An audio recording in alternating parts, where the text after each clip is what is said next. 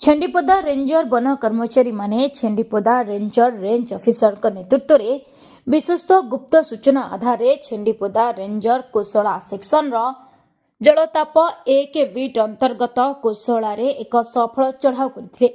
Operation समय दलटी वनजात द्रव्यर अवैध गदा चिन्हट करथिला, जो सागवानी काठ, सागवानी कटा आकार, पणस कटा आकार एवं आकाशिया कटा आकार काठ अंतर्भुक्त रही।